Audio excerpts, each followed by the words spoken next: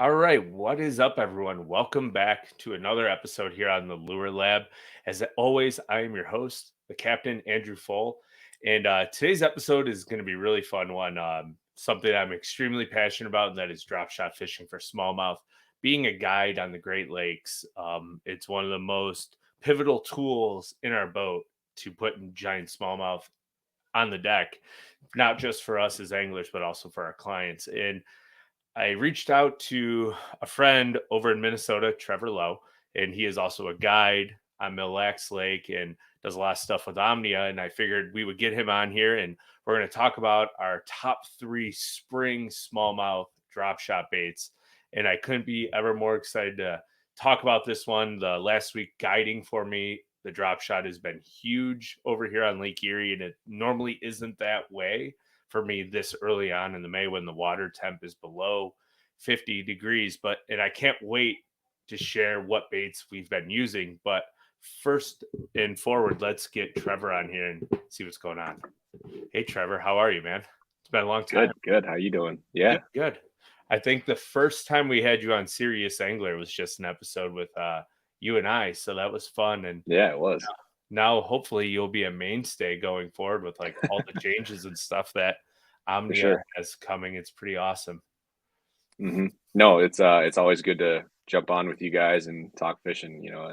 All of us anglers we can talk fishing all the time, so especially ton drop of fun. shotting for smallmouth. Yeah, anything smallmouth. Yes, that is a fair point. So, I mean, to get us started, right? So the way we'll do this is I'm going to have you present your bait first, and then I'll talk about mine, and Sure. we're going to go one, two, or three. And do you want to start with your third favorite and go to first, or do you want to do your first favorite and work to third? Yeah, I How guess do you want I'll start third, to? Okay, and work my way back to the favorite one. perfect. I Yes. guess. So what would be so we talked a little bit offline, but for everybody who is tuning in, I think the way we're going to do this is we're going to talk about the bait and your rigging options with the bait. And then at the end, we're going to go over our general drop shot setup. So bait number Sweet. three for Trevor to start here. Bait number three has to be a robo worm. Absolutely love robo worms.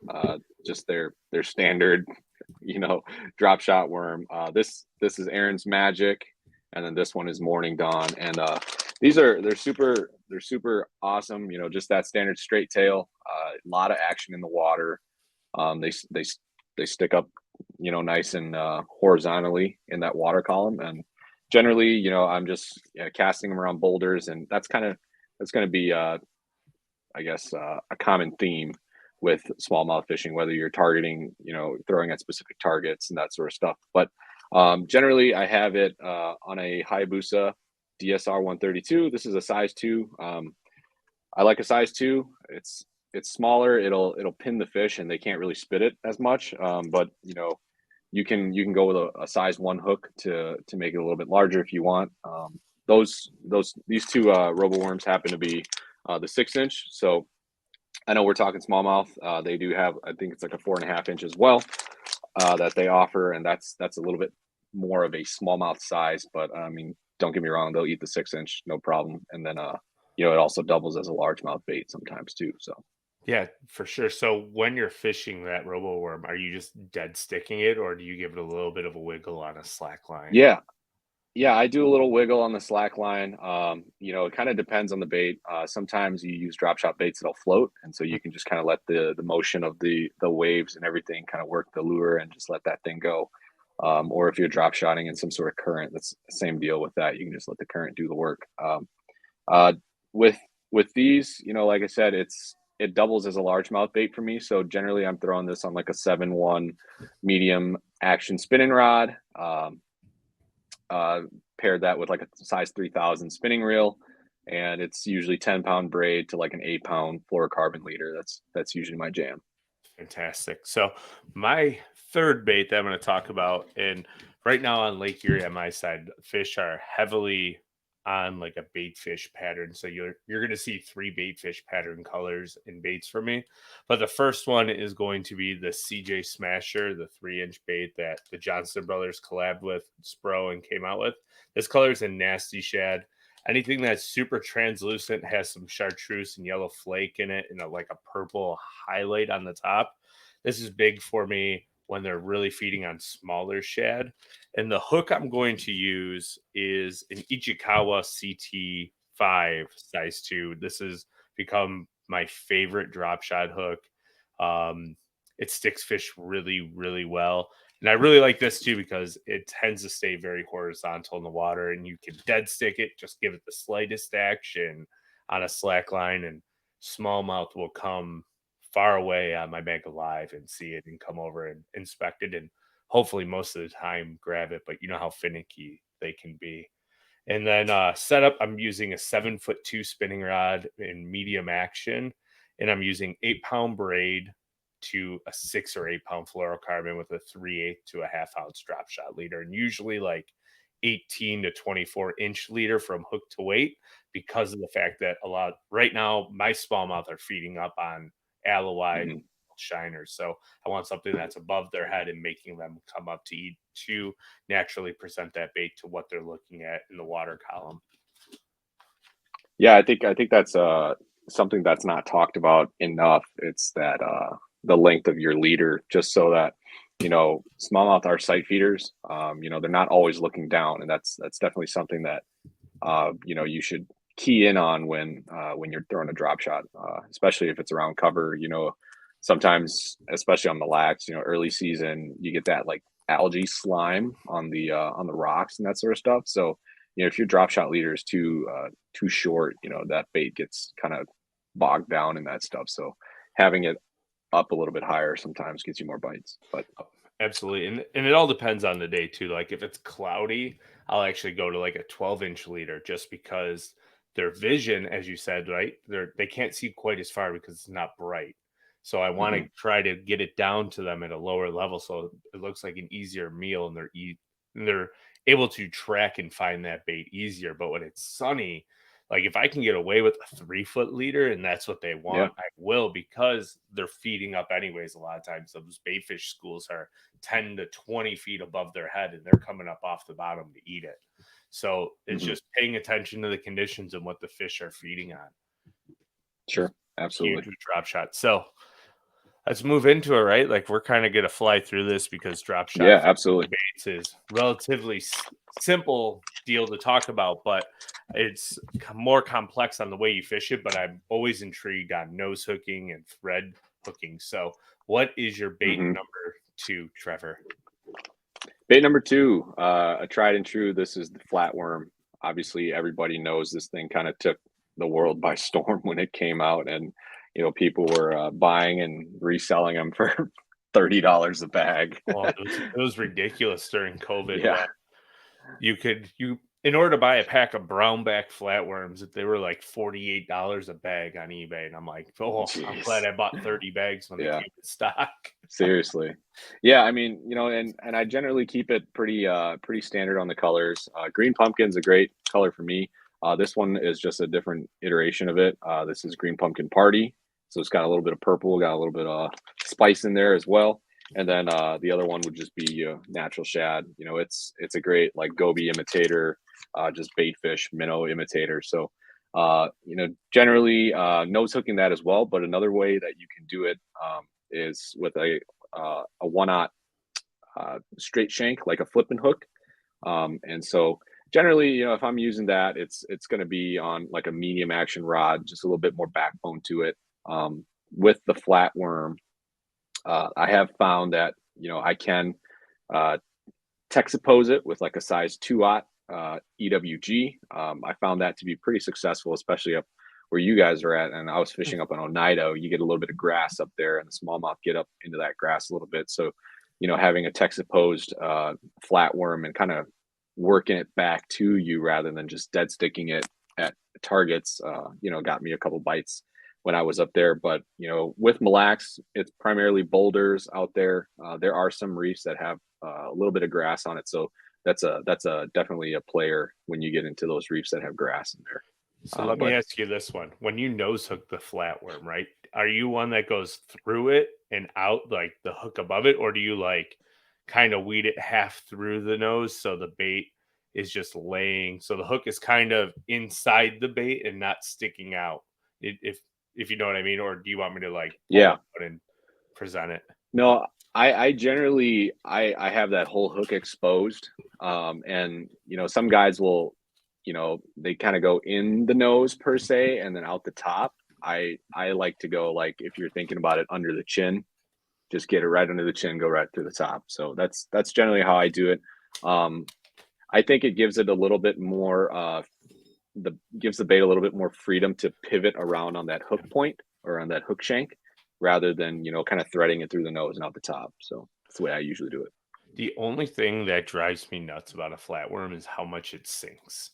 I don't know if you've ever Hmm. tank tested it, but it is not like Yeah. when it comes to drop shot fishing, I always want my bait to somewhat stay horizontal. So I've actually messed around with the hooks on it and stuff to try to make that bait stay more flat. And it is a Yeah. complicated one to do with the flatworm. And the best way I found is just to slowly always kind of shake it on like a slack line to try to make it Hmm. stay up. And otherwise, if it just falls flat and you dead stick it, they come over and look at it. But I feel like you miss so many fish on a dead stick with a Yeah. flatworm. We've been talking at Omni a little bit about going into little tackle hacks. I don't know if you wanna go into this yet, or do you want us to kind of wait towards the end? Oh, Um, I mean, if you want to divulge it now, you can. That's no big deal. So sure. since we're on the Yeah. flatworm, go right ahead. Yeah, I think, since we're on that topic of the flatworm and, how it has a tendency to sink, one sneaky little deal that, I've learned to do up here to help make it a little bit more buoyant is, if you have that flatworm, you can take a toothpick and you stick it into the tail, and then you snip off the end of that toothpick, and it's adding wood and buoyancy into that flatworm. So that tail has a little bit more, it's more inclined to stick up, and it's not going to sink on you as much as it would if there was no toothpick inside of it. And here I am thinking you're going like hypodermic needle and like in shooting it and like holding it on the boat and in 3 footers on the lax and trying to like inflate it with a little bit of air in the bulbous tail. Nope. Oh, that's a great tip. I like the toothpick idea. I'm gonna have to try that Yeah. out. Thank Yeah. you for that. Yeah. There's no perfect science to it. It's not going to just like all of a sudden float your bait, but it's definitely going to help with that sinking action per se. Kind of prevent it from nosediving as fast as it usually does. Yeah, so like we've come out with like my buddy Jeff here, and I'm sure you've heard us talk about him a little bit, but we've tried to figure out ways to like how to save flatworms during the time of Hmm. the COVID crisis and the flatworm craze where you couldn't buy them. And one of the ways that we came up with was actually screwing in like a screw lock into the nose and Sure. pushing it in and then threading your hook through so that when the smallmouth would shake it, it wouldn't tear through the flatworm, Right. stay on just a little bit longer. And if Yeah. that's one way to conserve baits, it was fantastic during that time when bags were $40 a piece on eBay and you couldn't find them. And then when they came into stock, everybody had email notifications and they were gone in 32 Hmm. seconds. So, yeah, Yeah, absolutely. that's a great hack. Thanks for that. So Hmm. my bait number two, and this one has become very near and dear to my heart here this spring. We have got what 5 over 6 pounds in my boat on guide trips already, and that is a baby Z2. And as you're talking about nose hooking and everything, this is a bait that I would never nose hook just Hmm. because it's a little bit larger of a profile drop shot bait. So what I've been doing is taking an owner cover shot in size 2 or Yep. 1. This is actually my last one. I just placed an order at Omnia today to have a bunch of cover shot size 2 hooks come in. But the way you're going to rig this bait is you always kind of measure up, if you can see it here on the camera, where the hook point's going to come out. And what I'll do is I will actually take my hook and pull off that Elaz Tech. So you break it or the Z2 or whatever they use. And when you thread Hmm. it, you can pull it through, find that hole that you created. And then when you pull your hook through, it'll come through like this and your bait's standing perfectly. And at the end, you just kind of snap it when your line's there and you will have a perfectly threaded baby Z2 on a threaded cover shot hook. And this allows that bait to stand perfectly horizontal in the water and you get a ton of bites just dead sticking it. Hmm.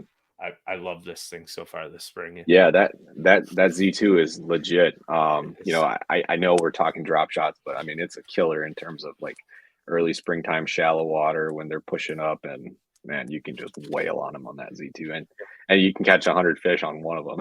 Yeah, oh, So for sure. Like it was funny. I'm like calling people around trying to find bags because they're really hard to find, and I know like unfortunately Omni is sold out of all like my favorite colors. I ran over to a store that's real close to my house just to see, and I'm like, oh my gosh, they have 12 packs. So I bought every one of them off the rack today. yeah, But I went over a course of 3 days. I used two baits and put probably 120 smallmouth in the boat on those two baits. And I'm like, yep, they're completely shredded now and I need new ones. But like these zero Z2s, they're incredible for longevity and they also catch really big smallmouth. So, yeah, and I'm going to absolutely. save my bait hack on that for the end because it's a really neat deal. The one thing that I will expose now, though, a lot of times I wasn't the biggest fan of it when it first came out because I know it's like odorless. It doesn't omit any scent, but what I think it does is it makes like a slick in the water. And I've been soaking all of my packs of Hmm, Z2 in bait fuel for like 36 hours before I even pull them out of the package. And sure. when you get home, Trevor, and if you decide when you're home and you decide to do that, you will notice that with that Elastec technology, that actually the bait fuel will actually absorb into it and then it will come out the side. And when you grab it after like 48 hours, you'll have like little bubbles all over the side of your Hmm, bait. And when it hits the interesting. water, those bubbles will just slowly wear off. And I think that's creating like this enormous scent trail or slick Yeah, underneath water, allowing the smallmouth to track over to it. It's really cool. yeah, that Elastec plastic. I think Strike King obviously makes the Z2, but I think they incorporate that Elastec into it, and the properties of that plastic is so unique. How it melts against other plastics, but Mhm. it soaks up scents, especially like bait fuel, really really well. Whereas yeah, other plastics, it just kind of coats it rather than really gets absorbed into it. So My next test with it is have you ever heard? I don't know if Omnia carries it or not, but the Potsky fire gel, like the little cylinders. So I've heard mhm, of people actually taking like a teaspoon of it and putting it in like the microwave and melting it down. And they have a shad scent that I really like. And I usually just dip my jig head in it. But hmm, I'm gonna melt it down. And when it liquefies, I'm actually gonna see if I can pour it into my baits to see how they sure. absorb it and see if that works even better than bait fuel. So got a lot of experimentation coming up, but I'm really Yeah. excited to try that one as well.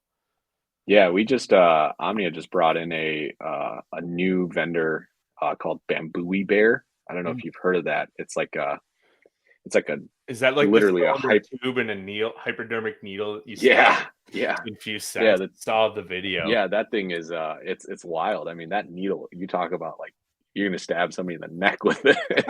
You'd have Pump more no bait resistance. fuel. It would just go right in. So yeah, Jeez. so I mean that's kind of cool. It's interesting to see the in a our incorporation of scents so much in the fishing industry now. So yeah, it's interesting in the sense that there's always new things being brought into the industry, whether it's scent related or injection related. So everybody's trying to get the upper hand and a little extra edge on their baits. So it's Yeah, kind of the cool. one interesting, like, because max scent technically isn't a scent; it's the way the bait is designed to disperse scent. And I think a lot of people get it confused, and they think that it's actually the scent in the bait, but it's just the scent Mhm. dispersion of said bait. Yeah. It's just power bait. It's like I'm Yep. always like, oh man, they need to make max scent in a tube like they used to make like power bait in the tube. But I'm like, I'm, Hmm. I'm a dummy because I always forget that max scent technically isn't a scent. It's still power. Right. It's just the max dispersion of the scent. So, yeah, very. Yeah, and you can definitely feel it with their plastics too. It's got a different texture to it. It's not your standard plastic. So Yeah. So, what is your bait number one? Your holy man, grail of my baits? holy grail. Wow. So this bait obviously is known for other things besides drop shotting. But it's for me, it's very hard to say one is more versatile and catches more fish on a drop shot for me than just your standard Kitech. Um, this is the 2.8. I like the 2.8. It's a little bit smaller in profile, so it's for me, it's a little bit better on a drop shot, especially with the swing impact fats. They get a little thick in the body, so those drop shot hooks have a hard time getting through them, especially if they're nose hooked. But like I said, this bait is so versatile for me because a lot of the time, when you're casting out there and you're working it back slowly, that bait is gonna. I mean, those Kitex, their tails kick like crazy, even on the slowest retrieves. The plastic is nice and soft, so there's a lot of movement to them. And like I said, generally I rigged this one. So with the nose being a little bit thicker, the body of the bait being a little bit thicker, I'm using a wacky style hook. So I think that's I think it's the Hayabusa Worm 962, I believe is the one it is. But generally I like that one in the 1/0. And it's just your wacky style hook. Knock on wood, I have not lost a fish on that hook. Are And you maybe threading it's it just or just nose hooking it? So it's a little just bit nose longer hooking it. shank. So it's a longer shank hook where you're nose hooking a Kitech. Yep, And then so you're doing the old fashioned, not really talked about drop swim technique. So you're casting it out and absolutely. just slow rolling that baby Yep. across the bottom. Yeah.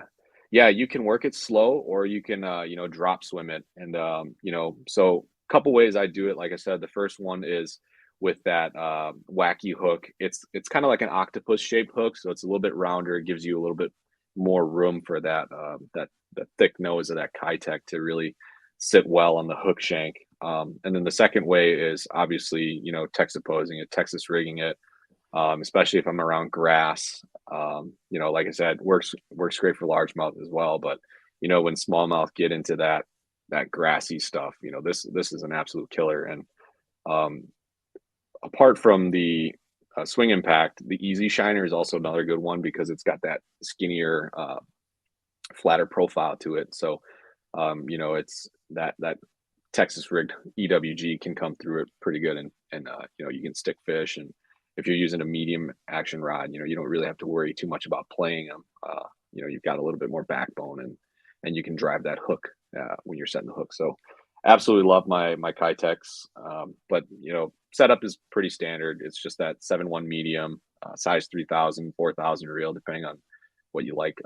But if you're around vegetation, I will say that the key is to have a cylinder drop shot weight rather than your standard ball or your teardrop. Yeah. Yep. So it just comes through the vegetation a little bit better. It doesn't get hung up, and yeah, it's a killer, man. I absolutely love it. Have you ever tried the Hasdong by Megabass? I haven't. I highly recommend it. Next time you're up on Yeah. the lax, tie on a Hasdong, Okay. put it on your favorite Hayabusa or Ichikawa CT5 Yeah. or the Hayabusa hook that you said, and do the same thing that you do with that Kitech. It's a much smaller profile. And I find in the fall time here on Erie, when when they want to eat bait, but the bait is real small because it's a year of young bait fish, they will just absolutely unload on a Hasdong. But go ahead. That Hasdong's got those big like bug eyes on it, doesn't it? Bug eyes. Oh yeah. I don't know if I have. Oh, I actually do have some right here. Make a special guest appearance with the Hasdong There you shad. But, this is a really good one. It's USA Goby, and it's got like this big spooky eye. There it is. When you nose hook it, you literally go right here through the eye, and this little tail moves so well on that drop swim technique. I just cast it out and just slowly crawl it across. Just creep it back. Yeah. They go crazy for a little tiny, like 2.8 little real thin swim bait. Yeah, they love awesome. this thing in the fall for me. I'm sure it'd work great where you're at as well. Oh yeah. I mean, smallmouth are notorious. They'll eat anything they want. They're not too picky. So I'm gonna dive into my number one drop shot bait, and it is a max scent bait, but because my fish are mostly feeding on shad, I'm not using a flat worm, for instance, but instead I'm actually using the flat nose minnow. And you can nose hook this bait or thread it with like the owner cover shot size 2 or the CT5, whatever your favorite drop shot hook is. But I always lean towards threading the flat nose minnow because it is a 4-inch bait. Some really good colors like the silver hologram color, brownback, and natural shad are the 3 that I will always pick up when I need to. But if they're keying on bait fish, it's always natural shad for me. And I feel like this is a bait that I can cast and slowly work back to the bait because it is a fluke tailed style bait, or I can even drop on them right underneath the boat. And because of that max scent dispersion, you can get fish to turn around on Mega Live and have them come over, or whatever your favorite forward Hmm. facing sonar is. They'll swim over to that bait and check it out just because it's max scent, and it helps you get a few more finicky bass in the boat, in my opinion. And Sweet. yeah, I love that flat nose minnow. Only in the spring. Once we hit like June, then I'm all flatworm until next spring. Yeah. But yeah, like it's good stuff. So, Trevor, awesome having another guide's perspective. And I like the fact that we each chose three entirely different baits, which is Hmm. crazy Yeah, because it wasn't planned either. when it comes to smallmouth fishing or fishing in general, it's always about confidence. And that's Absolutely. why I wanted to have Trevor on here, because I wanted to see if we thought differently while we drop shot fish. Like, I absolutely love a robo worm, but I only use it for largemouth. And that's my Hmm. personal confidence bait for largemouth. And then a Kitech, to be honest, like I've never even thrown it on a drop shot, and I probably should. If I'm fishing for smallmouth with a Kitech, it's with a ball head, and I'm slowly creeping that thing just above bottom, Hmm. swinging down on a tight line. So now you gave me something that I want to rig up and try tomorrow.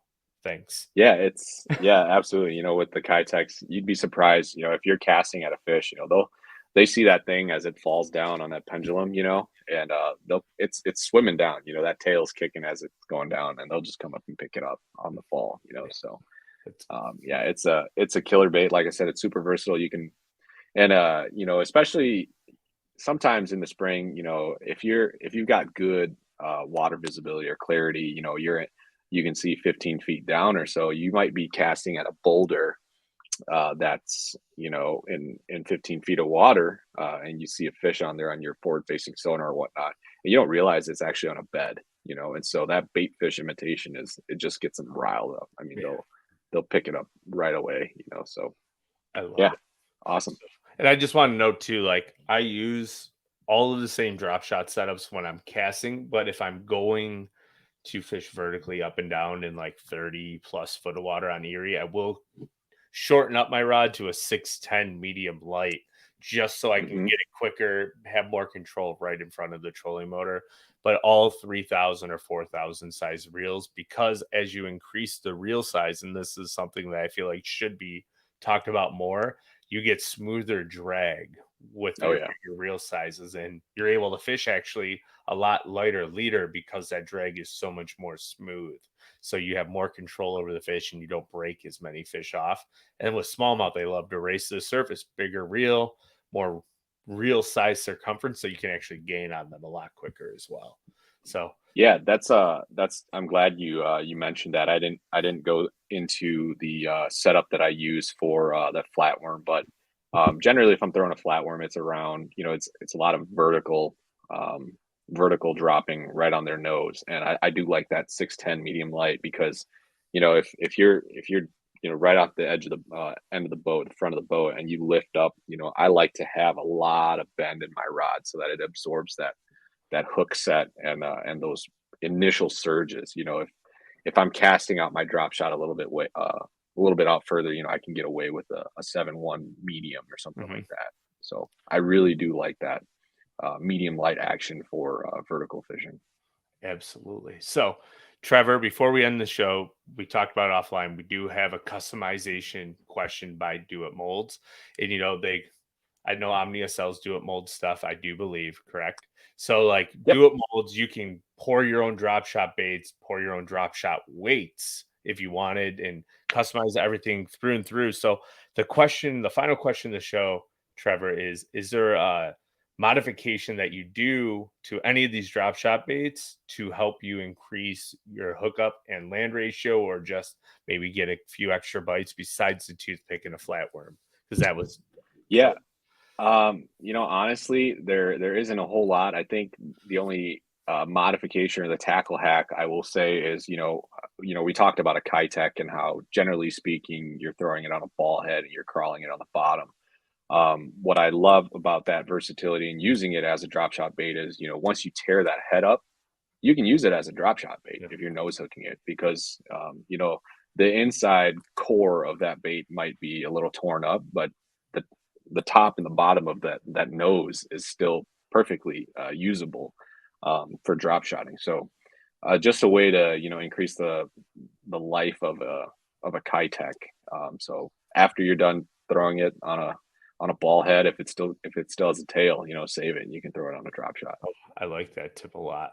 So my tip, once again, unplanned, completely different than yours. And the one thing that I have found, especially on a bait fish pattern, like with a Z2 bait or anything that's clear or it's got a thick enough body to do it, is to take your spike it marker with the chartreuse and put a chartreuse lateral line on it and make sure it's not only adding a garlic scent, which I personally think bass love garlic, but it also gives a different contrast to that bait for them to give them something to eye on to really hone in and target and get that bait whole. And that's something I've played around with here this spring a lot. And when I'm getting short strikes, I put that lateral line on there, just a tiny one. I find that they actually start getting the face of the bait and the hook deeper in their Hmm, mouth for whatever reason. It works. So that is my do it molds tip of the week. So I know I don't get to say that very much. So it was kind of cool to throw my own tip out there. sweet. Yeah. No, I love that. And anything chartreuse. I feel like smallmouth, they hate it, so Yeah. they hit it with a fury of 1,000 suns. Oh yeah. you know, It's wild. It's like the other day I had a guide trip, and this is completely off topic before we wrap up the show here, but I've never thrown pink on a jerk bait for smallmouth. I've caught him on a all pink spinner bait because I had a friend who used to make all pink spinner baits like bubble gum that's blades. sweet. I've caught smallmouth doing that. And I'm like, I'm gonna try a pink jerk bait because these fish are coming unglued on a jerk bait, and Hmm. it was like 5 to 1 more bites because it was jing Sure, clear, no wind, and it was a cotton Wagasaki color by Megabass, and they just that's awesome. hinged on. I'm like, this is dumb. Like, I quit bass fishing. Like, they should Yep. eat pink. Like, this is the silliest thing Yeah. ever. But they're smallmouth. They are aggressive little creatures, and if it looks funky to them, they will eat it. So Oh yeah, it's absolutely. Yeah, exactly to your point. They're so aggressive and they just don't know any better. yeah, it's great. That's why we love them. So, Trevor, I want Hmm. to thank you for taking the half hour here, hopping on in extremely short notice. I thank you Absolutely. immensely for it, and I'm sure we'll be talking here in the coming days. But I'm going to let you get out of here, go hang out with the family, Cool. and we'll chat soon. Sounds good. Appreciate it. All right, man, thank you so much, and we'll talk Yep. later. All right, bye now. Take care. All right, everyone. Well, I hope you enjoyed this springtime smallmouth drop shot episode here on the lab. It was really cool getting Trevor on here. Lives over there in Minnesota, fishes Mille, guides there, works with Omnia. And it was really cool to see how different our perspective was for drop shot baits to catch giant smallmouth on our home bodies of water. So if you enjoyed this episode, please hit that like button down below if you're on YouTube. Hit the subscribe button if you want to see more fishing content related podcast wise, talking about techniques and baits and tips and tricks to get more bass in the boat, on the deck, or your kayak. This is the place you want to be. So hit that subscribe button. If you're listening on Apple Podcasts or Spotify, please leave a review. Allows us to be seen to more bass heads like you and I. And until next week's episode, we will see you then.